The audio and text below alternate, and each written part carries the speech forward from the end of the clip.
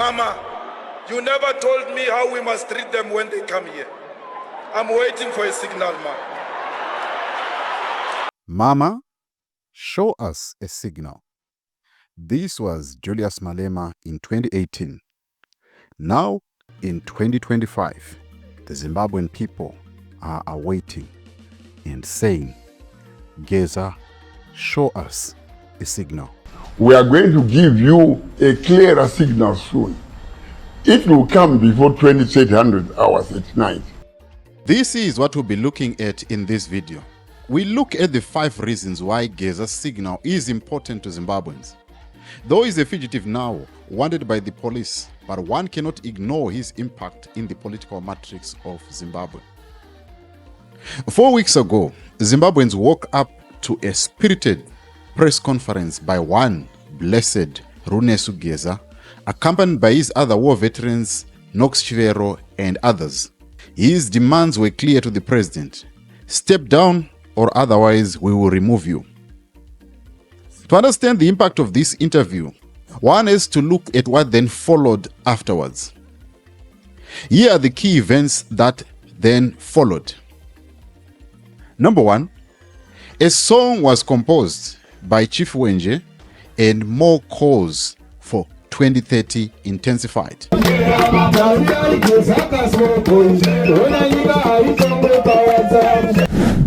Number 2, a war veterans fund was launched across all provinces to counter GEZA'S influence on other war veterans. This program, achaenda kumba kwake mo vet aine $200 muomwe make.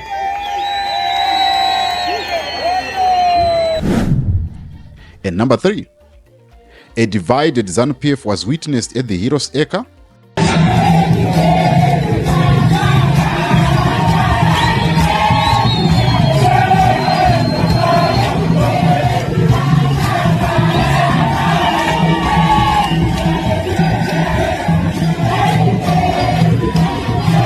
And the admittance by the party leadership that indeed ZANU-PF was infiltrated, first by Chris Mchangwa.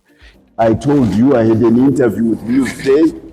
I know who was behind the incarceration of my son, in a false incarceration in May last year. And I know why the reasons why it was being done, the political reasons why it was being done. The president had nothing to do with it. And he had to come back and undo that thing, but undo it in a manner which did not arouse the anxieties that he may be interfering with the judiciary. And then when the president did that editors forum, he said there are some people who are truly not members of the party. I think those who really are ZANU-PF at heart go by the rules and decorum of ZANU-PF. We have other people who are in ZANU-PF who in themselves are not ZANU-PF, but they dress the ZANU-PF regalia. So we must always see when people talk and they see to which camp they belong. This admission is the first one since 2017 after the Operation Restore Legacy that there is indeed factionalism in the party. In some instances, when they will be asked, they will say there are some rogue elements inside the party, but not aligned to divisive factionalism. Number 4, the warrant of arrest for GEZA and the questioning of his wife. And number 5, the arrest of Blessed Mhlanga, the journalist. Now, let us look at what are the key implications for the political landscape in Zimbabwe. Unless the story of GEZA has been put to bed by either total neutralization of his voice, he remains a threat to ZANU-PF, and President Mnangagwa knows this. This also goes on to the political structures of the party. The questions that must be asked are: will War Veterans Fund be enough to keep everyone in the overall structures of the party happy and content? What is the percentage of those happy who keep the wholesome party happy? Aren't the questions raised by GEZA good enough to ignite fury inside the party? And lastly, is the army which is the biggest stakeholder in the politics of Zimbabwe, happy about all this? Let us look at the latest video of VP Chwenga when he was asked this question. We hear the president saying he is not going to stand in 2030, but the people were singing.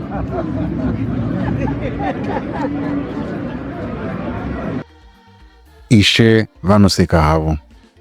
Is this a sign onto something? Now let us move on. Let's look at the economic implications of GEZA as point number 2.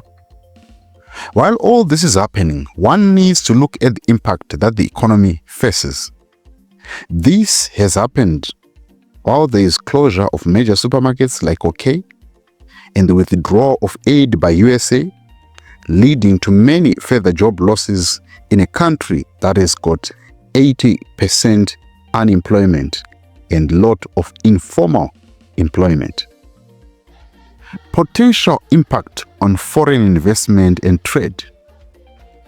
The past few weeks have been characterized with potential repeat of 2017 on the cards.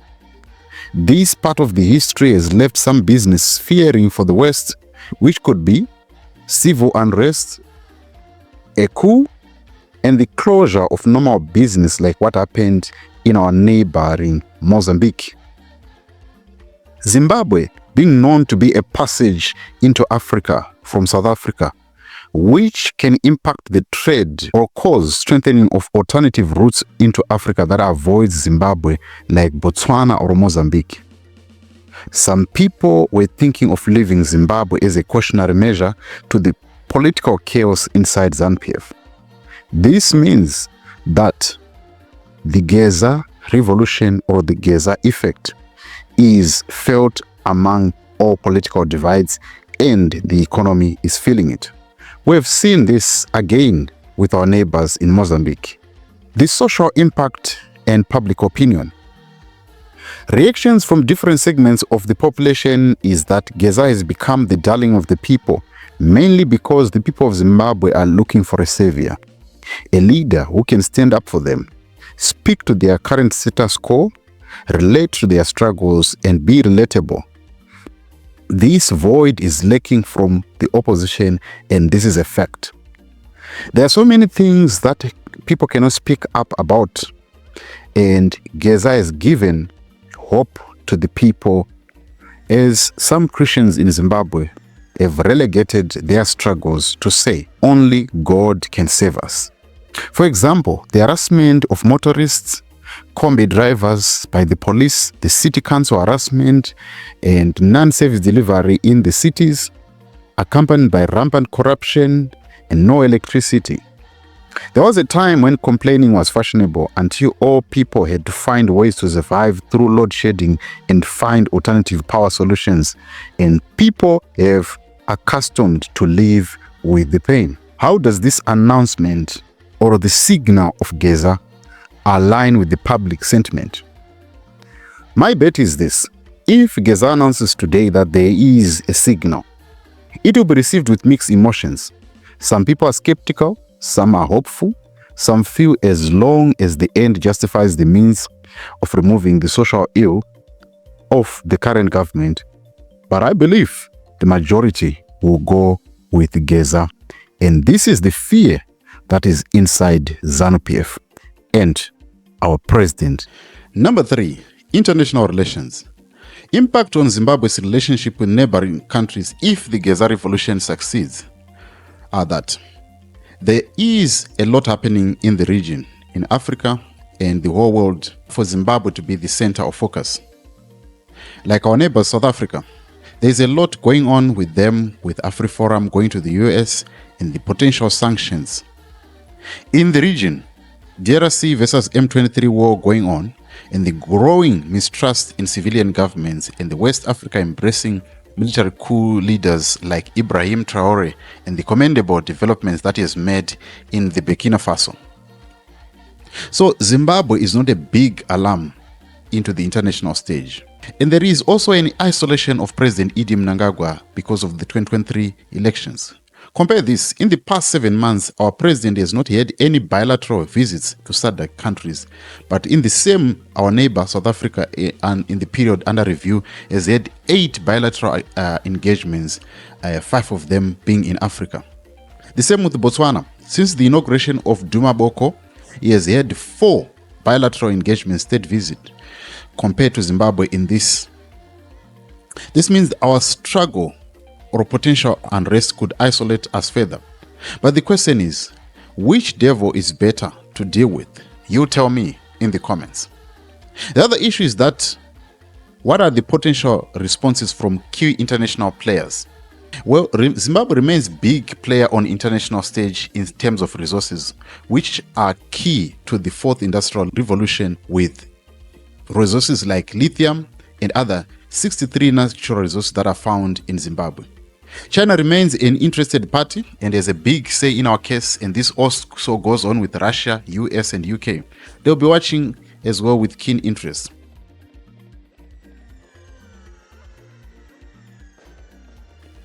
The regional security remains a critical issue, as SADC cannot afford to have instability in more than 3 of its nations like Mozambique, DRC and Zimbabwe. This is not good news for anyone in the region, as it threatens potential international interference, like we're hearing now that Tshisekedi is potentially signing a pact with the US to defend herself against M23 in exchange with minerals, but at what cost to the country and in the region?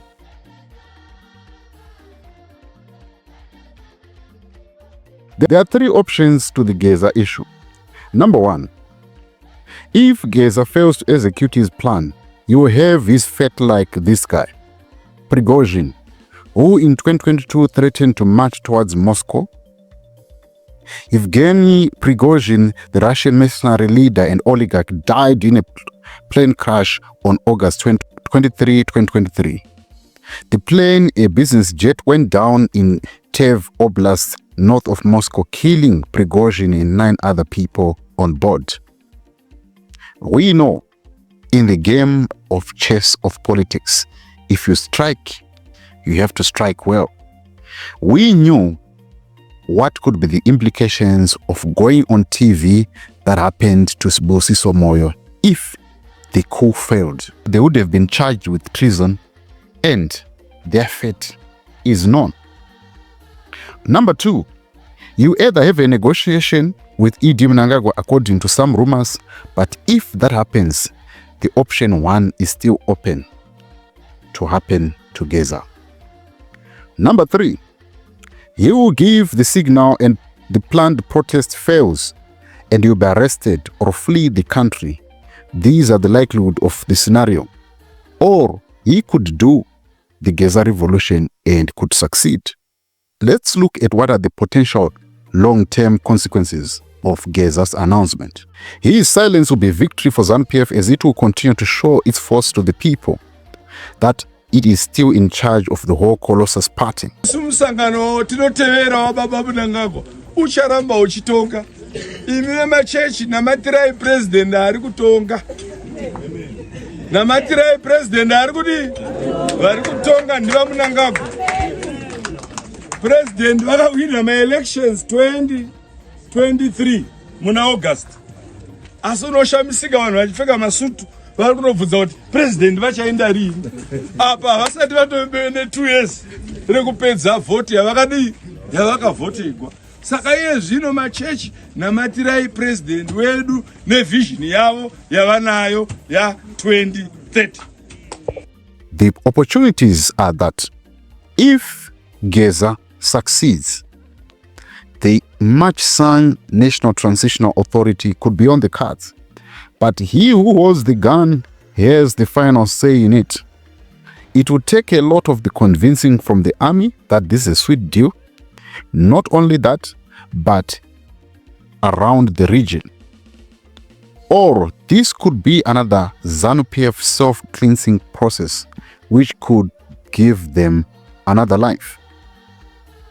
And how can citizens prepare for the future in light of these developments? There is only thing that we can do: pray and hope that there is no confrontational situation, as this may lead to casualties. And as I said, that no one in the international community who is going to come hastily to our rescue should a conflict arise, or pay really much attention, because there's a lot going on our neighbors and in the region, as I have said. That being said, we can say the GEZA'S story remains a ticking time bomb that Zimbabweans are eagerly waiting for, which could potentially lead to make or break the nation of Zimbabwe. Thank you so much for watching, and we'll see you on other videos.